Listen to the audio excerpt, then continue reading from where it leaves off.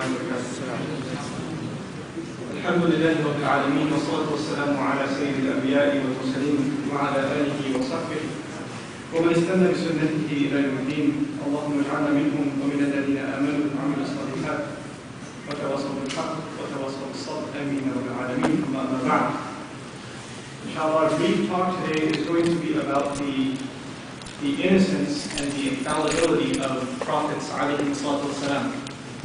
This is something you probably already know, that the prophets of Allah and the messengers alayhi salatu wasalam are free of sin. And this, in the Arabic term, of course, ma'asum al-khata, they're protected from making the kinds of egregious mistakes that bring about the displeasure of Allah. This concept is a very important one, and is one that actually makes us very significantly different from the people of the book. Because as the people of the book are today, as it stands today, even if they say they believe in Abraham, or they believe in Noah, or they believe in Moses, etc., etc., etc., they'll say, hey, we believe in these people too. Their belief in them is significantly different than ours because they attribute some very horrible things to, for example, Nuh alayhi salam, and to Dawud alayhi salam, and to Sulaiman alayhi salam. They say things about them we would never even imagine saying. We would never even imagine saying them. But they're commonly said about these prophets alayhi salam. Interestingly enough, there are even things said about Jesus and Isa alayhi salam by Christians that Muslims would find inappropriate. There are passages in the Bible dedicated to him, for example, scolding his mother. Scolding his mother. And then in Quran, Allah Azza wa Jalla absolves him and actually, proves his innocence by saying, وَبَرًّا بِوَالِدَتِي, that I'm good to my mother.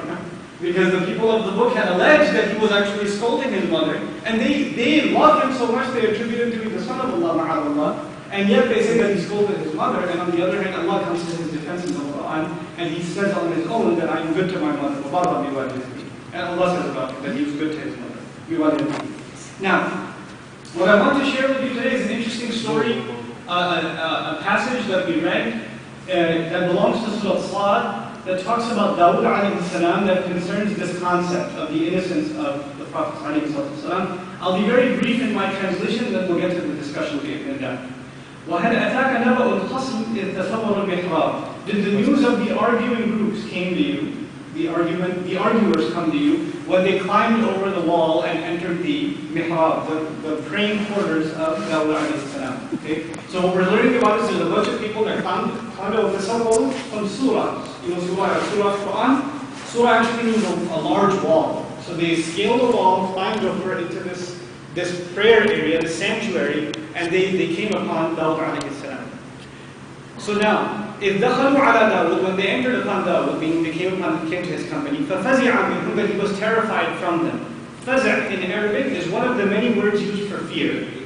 It's specifically the kind of fear that's used that makes you not think clearly. There's sometimes you're afraid, but you can still think clearly. But if you're so afraid that it clouds your judgment, that's called faza'.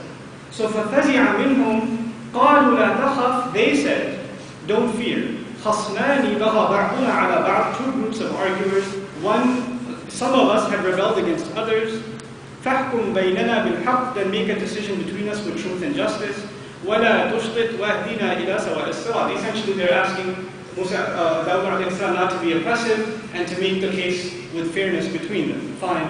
What case do they present to him? إِنَّ هَذَا أَخِي, this is my brother, no doubt. لَهُ تِسْعٌ وَتِسْعُونَ نَعْجَةً, he has 99 sheep. My brother has 99 sheep. وَلِي نَعْجَةٌ وَاحِدَةٌ, and I have one. So two guys are making a case. One of them says, my brother's got 99 sheep, I only have one. فَقَالَ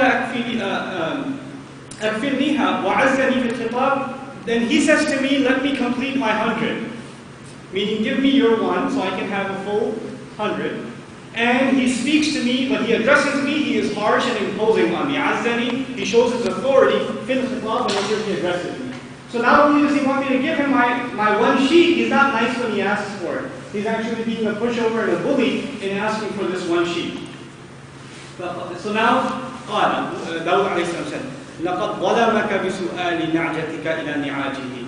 You have wronged, so he turns to the guy who has 99, he says, you've wronged your brother for asking him for that one sheep, to combine it with your multitudes of sheep, your 99. وَإِنَّ كَثِيرًا مِنَ الْخُلَطَاءِ لَا يَبْغِي بَعْضُهُمْ عَلَى بَعْضٍ. And there are many, many, many business partners or people that are entwined in affairs with each other where some of them wrong the others. They oppress the other. One of them ends up usurping or overtaking the rights of the other. إِلَّا الَّذِينَ آمَنُوا وَعَمِلُوا الصَّالِحَاتِ وَقَلِيلٌ مَا هُمْ, except for those who believe and do righteous deeds, and how really few those are, meaning they believe and do righteous deeds and then don't cheat others in business also when they have the power to do so.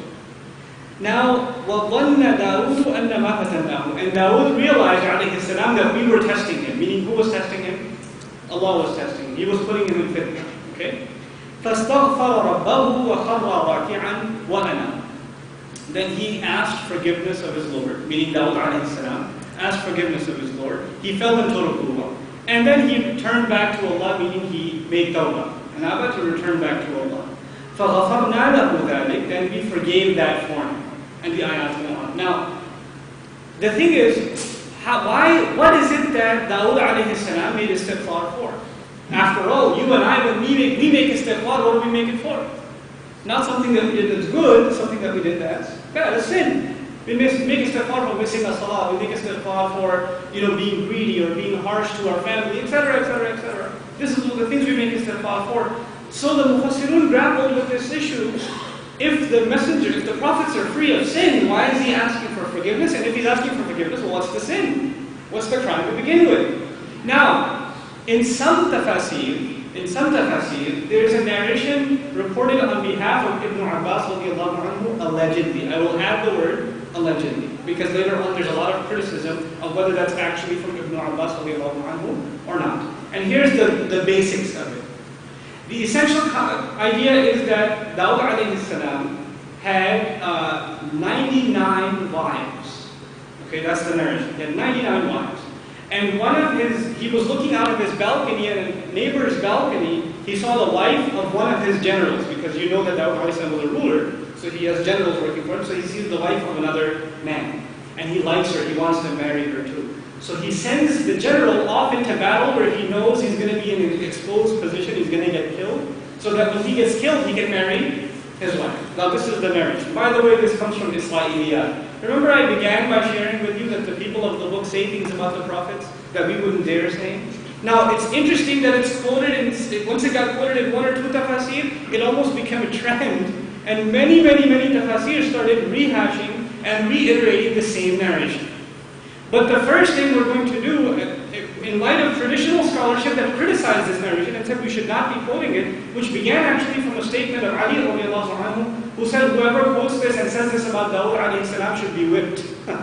Right? So we know that this isn't actually from Ibn Abbas radiallahu anhu, because Ali radiallahu anhu's statement is very strong about it. But instead of going into the chain of narration, we're going to go to the ayat themselves.